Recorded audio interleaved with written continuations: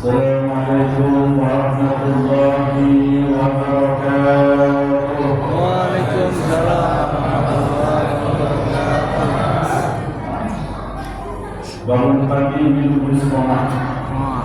Sabda buah kepala. Siapkan salam dengan semangat. Semoga hidup yang makin kaya. Amin. Kaya siapa? Minimal kita kaya hati. Alhamdulillahilladzi anzal furqana ala abdihi basyiran wa nadhira wa da'iyan ila Allahi wa siratal munira sallallahu alaihi wasallam tasliman katsira. Hadirin Bapak Ibu yang saya hormati terlebih dahulu. Allahumma la ilma lana illa ma 'allamtana innaka antal alimul hakim. Allahumma 'allimna ma yanfa'una wanfa'na bima 'allamtana wa zidna 'ilma wa arina al-haqqa haqqan warzuqna ittiba'ahu wa la tu'adhib al-batila warzuqna ijtinaba wa ja'alna mimman yastami'una al-qawla fayattabi'una ahsana wa qina rahmatika bi shalihin. Allahumma amin. Apa kabar hadirin Bapak Ibu semuanya? Alhamdulillah. Sehat semua insyaallah. Alhamdulillah. Alhamdulillah. Kurang. Biasalah kalau sedang mengalami kekurangan ya. Ada masanya kita kurang sehat, betul? Ada masanya juga kita mungkin kurang tuh. Mana yang saya jalan kurang? Orang sehat kurang tuh. Dua-duanya. Biasalah kalau yang kurang cuma itu aja kan insya Allah itu tidak akan bermasalah. Yang bermasalah itu kalau yang kurang adalah iman. Kalau iman ini yang kurang, maka akan ada banyak masalah dalam kehidupan kita. Inilah sebuah pertemuan yang luar biasa. Allah berikan kepada kita bisa bertemu dengan bulan suci Ramadan. Ini dalam rangka kepedulian kita terhadap keimanan kita. Maka setidaknya kita bisa temukan dalam kehidupan masyarakat kita dalam mensikapi bertemunya dengan bulan suci Ramadan ada 3 tipe. Ada berapa tipe? 3 tipe. Yang pertama, ada tipe orang-orang yang ketemu dengan Ramadan menganggapnya biasa-biasa saja. Bagi saya Ramadan tidak ada bedanya dengan bulan yang lain, sama aja. Bulan yang berbulan, mereka ini adalah orang-orang yang lalai hadir.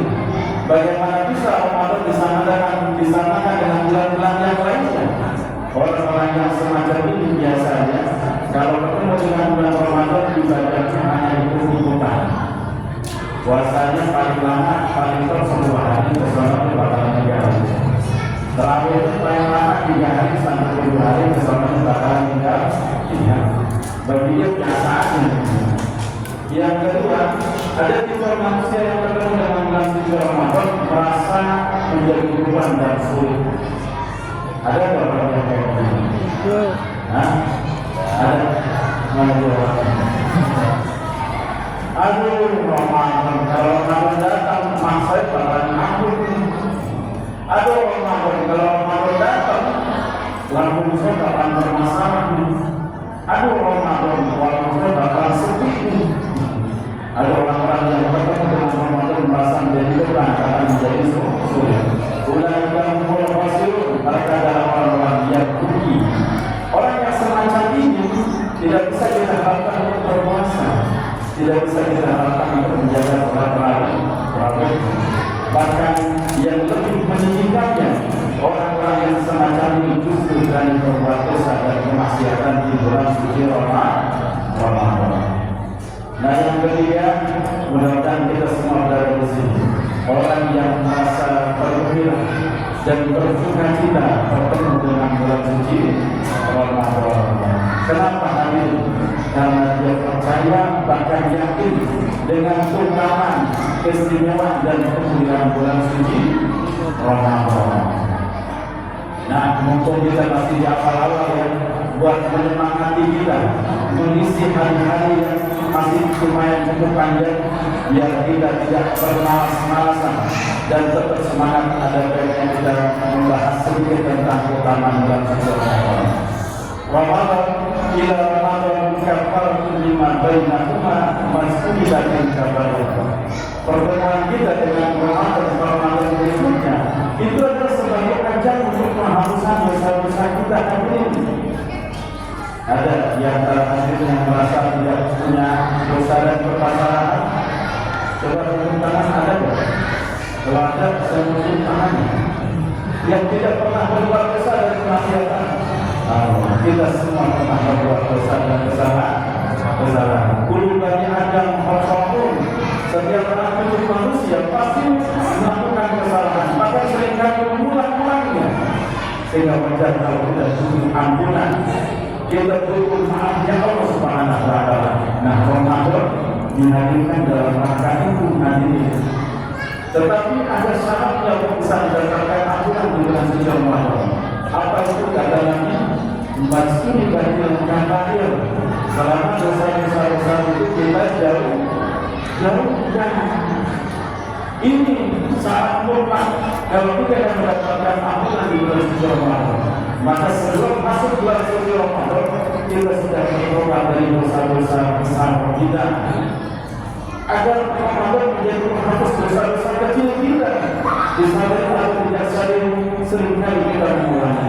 Dan dosa kecil kalau tidak dimohonkan ampunan kepada Allah, ini sama halnya dengan kerikil yang kita biarkan menumpuk lama-lama bisa jadi bukit. Dosa-dosa itu apa saja nanti? Asyirku billah, berbuat syirik kepada Allah, ngaku percaya dan iman kepada Allah, tetapi ketika ada masalah belangnya terhukum. Ngaku iman kepada Allah, tetapi ketika takut jabatannya akan hilang, ketika takut harta bendanya akan musnah, dia berkuat dengan melakukan perhubungan, persugihan. Adakah orang-orang kayak begitu hadir? Asyirku billah, orang yang sampai detik ini melakukan perbuatan itu tidak akan mendapatkan ampunan. Apalagi orang yang membunuh diri atau bukan membunuh orang lain, kalau dia tidak bertobat sebelum bulan suci Ramadan, jangan harap mendapatkan ampunan di bulan suci Ramadan. Apalagi yang termasuk dosa besar, hukum walidain, durhaka sama orang tua. Mumpung kita masih berumur, kita maaf orang tua kita. Jadikan kesempatan Ramadan ini untuk kita berbakti kepada kedua orang tua. Dosa lain, asyir asalnya, mencuri, termasuk juga korupsi. Kalau dia tidak bertobat dan mengembalikan hasil korupsinya, dia tidak akan mendapatkan ampunan suci Ramadan. Al-zina, berzina. Jangan harap orang-orang yang tidak bertobat dari zinanya ini akan mendapatkan ampunan dari Allah Subhanahu wa Ta'ala sepanjang bulan suci Ramadan. Nah, itu yang pertama. Yang berikutnya, Rasul kita Muhammad SAW menyatakan kalau kita yang mendapatkan ampunan atas dosa-dosa kita di masa lalu, salah satu amalannya adalah ibadah puasa. Man shoma Ramadana imanan wa ihtisaban ghufira lahu ma taqaddama min dhanbi. Siapa yang semangat berpuasanya didorong oleh rasa iman. Maksudnya apa? Kita percaya bahwa puasa ini merupakan perintah dari Allah dan kita melakukannya dengan sukarela, bahkan ridho dan ikhlas mengupayakannya karena memang kita adalah hamba Allah. Kita siap sami'na wa ata'na wa ihtisaban, dan kita dalam puasa itu hanya mengharapkan pahala ibadah berbuat hanya dari Allah saja.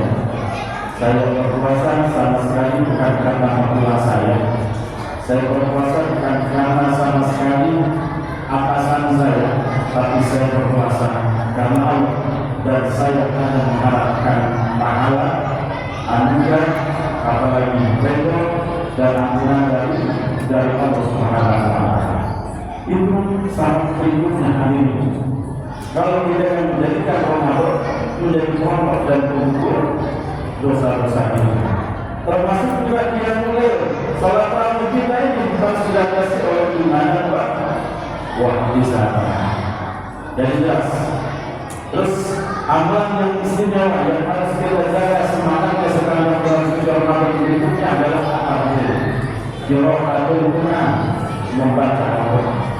Karena Nabi kita Muhammad SAW salah satu amalan yang sangat menonjol dilakukan oleh beliau di sepanjang bulan suci Ramadan adalah membaca Al-Quran dengan intensif. Dan ini diikuti oleh para sahabat dan juga salafus saleh. Sehingga kita temukan sejarah para sahabat dan juga orang-orang saleh, imam-imam kita, para mujahidin Al-Quran, mereka sangat fokus berinteraksi intensif dengan Al-Quran. Salah satunya paling populer Imam Syafi'i. Beliau kalau di luar bulan suci Ramadan itu baca Al-Quran bisa mengatangkan satu hari sehari. Tapi kalau sudah datang masuk bulan suci Ramadan, sehari belum bisa mengatangkan 2 hari. Luar biasa. Kita paling sehari sebulan ya. Syukur-syukur 4 kali sebulan. Imam Syafi'i sehari 2 kali. Dan kalau Ramadan ada 30 hari, berarti 20 kali makan. Kenapa Al-Quran yang harus kita dapat? Karena memang pahala Al-Quran amat luar biasa. Kesempatan kita di bulan suci Ramadan bukan hanya sekedar untuk mengumpulkan dan memperbanyak pahala, tetapi sebagai pembiasaan, proses pembentukan karakter, proses pembiasaan agar kita selalu melakukan kebaikan dan ketaatan kepada Allah. Maka kalau kita berada di bulan suci Ramadan, apa niat kita? Perbanyak niat-niat baik. Maka nanti niatkan itu niatul mu'min khairun min amali. Niat baiknya orang beriman itu lebih baik daripada amalnya sendiri. Alhamdulillah, saya sudah dipertemukan dengan bulan suci Ramadan. Saya punya nanti kalau PKL saya cair 50%-nya saya sedekahkan di jalan Allah. Saya sepanjang bulan suci Ramadan ini saya menghafalkan Al-Quran 2 hari 3 hari. Saya sepanjang bulan suci Ramadan ini tidak akan meninggalkan sholat tarawih.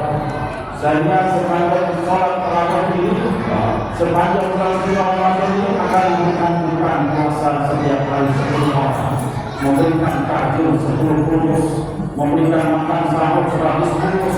Nah, seperti itu. Kenapa? Karena niat baik seseorang yang mengambil dari hatinya menunjukkan kesucian, kebersihan hati. Tidak semua orang mampu menghadirkan niat baik dan Allah. Padahal niat ini sesuatu yang boleh dibilang gampang, tetapi tidak semua orang mampu menghadirkan niat baik di hatinya. Ketika kita melakukan niat baik yang kita tawarkan di hati kita di bulan suci Ramadan ini, maka setidaknya sekalipun tidak sempat kita lakukan sudah berdasar sebagai pahala Al-Quran. Ada hadis yang mengatakan, man qara'a al-Quran lam yurdu ila ardhil umur. Siapa yang senantiasa membaca Al-Quran, maka Allah Subhanahu wa Ta'ala tidak akan membiarkan dia memiliki usia yang panjang tapi dalam kondisi hina. Umurnya panjang sampai 90 tahun tetapi terkapar di kasur. Umurnya panjang sampai 80 tahun tetapi tidak bisa berbuat apa-apa. Kita tidak pengen umur kita panjang tetapi tidak ada apa yang bisa kita lakukan. Nah, salah satu resepnya Pak, perbanyak baca Al-Quran. Andaikan umur kita dikasih panjang tetapi tidak masih bisa keluar sambil ke masjid, tetapi kita bisa masih baca Al-Quran, kita masih bisa membantu orang. Inna lailal yuqra'u bihil Quran yaktubu bainakum. Rumah yang senantiasa dibacakan Al-Quran itu akan banyak kebaikannya. Maka kenapa rumah tangga banyak yang mengalami broken home? Suami tidak pernah di rumah, istri keluar kemana-mana, anak pun juga tidak ada di rumah, pergi bersama teman-teman. Tidak ada apa-apa dalam rumah tangga. Boleh jadi kan salah satu di antara sekian banyak faktornya karena Al-Quran tidak pernah diperdengarkan di rumah tersebut. Wal baitil ladzi yurqamu fihi al-Quran yaqulu khairun. Sementara rumah yang senantiasa banyak dibacakan Al-Quran akan banyak berkahnya, dan yang sedikit dibacakan Al-Quran maka sedikit juga terbaik. Nah, pahala membaca Al-Quran ternyata itu bukan berdasarkan kata atau kalimat, tetapi satu huruf. Di luar bulan suci Ramadan itu satu huruf terhitung sebagai satu kebaikan yang telah mendapatkan 10. Tetapi kalau sudah di bulan suci Ramadan, startingnya bukan dari 10 hari, tapi sudah 70 langsung. Sholat sunnah yang kita lakukan di sepanjang bulan suci Ramadan itu pahalanya dikategorikan seperti kita lakukan sholat wajib. Maka wajar kalau sholat malam kita jaga, sholat wajib kita tidak tinggalkan. La aqulu alif lam mim harfun. Aku tidak mengatakan bahwa kalau kita baca alif lam mim itu satu, tapi alif harfun, alif satu, lam harfun, lam satu, mim harfun, mim satu. Berarti ada berapa huruf baca alif? 3 huruf dikalikan 10 minimalnya, berarti 30 pahala. Masya Allah. Ketika kita membaca Bismillahirrahmanirrahim, ada berapa huruf tadi? 19 huruf dikalikan 10 sama dengan 190 pahala. Pahala membaca Al-Quran. Kalau kita mengatakan satu juz itu kurang lebih ada 70 huruf dikalikan 10 sama dengan berapa huruf? 300.000 pahala. Kalau kita mengatakan 300.000 dikalikan 30 sama dengan berapa? 21 juta. Itu kalau pahala itu kita konversi dengan rupiah, tukar rupiah menjadi duit. Saya rasa tidak ada orang-orang yang tidak apa-apa itu lahir. Kita bisa mengatakan banyak umroh di mobil lewat pahala dari baca Al-Quran. Seperti itu pahala. Belum lagi nanti Al-Quran yang kita baca, puasa yang kita lakukan itu yasma'ani yawmal qiyamah. Mereka berdua akan memberikan pertolongan kepada kita. Demikian yang semoga Allah Subhanahu wa taala menyehatkan badan kita dan meluruskan segala niat kita sehingga kita bisa memaksimalkan sisa-sisa Ramadan yang cukup panjang. Yuk hafalin doanya tak dari Nabi kita. Allahumma sallim lana li Ramadan wa sallim Ramadan lana wa sallim minna. Artinya kurang lebih begini Pak, ya Allah sehatkan badan kami, jangan sampai ada hal yang merintangi kami untuk bisa memaksimalkan Ramadan, dan jadikan Ramadan keselamatan buat kami, dan jadikan Ramadan menjadi sebuah anugerah buat kami. Kurang lebih hatinya seperti